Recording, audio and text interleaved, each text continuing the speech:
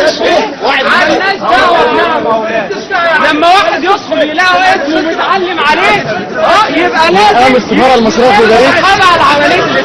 مواطن مصري داخل يستفتي على دستوره لقى نفسه انما انت عايز يصوت قبل كده. ده موضوع تاني بقى.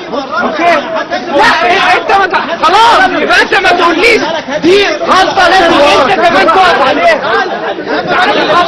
دي غلطه انت كمان لازم تقف عليها. امر السفاره المصريه في باريس لا يا عليها. انا اعرف منين هو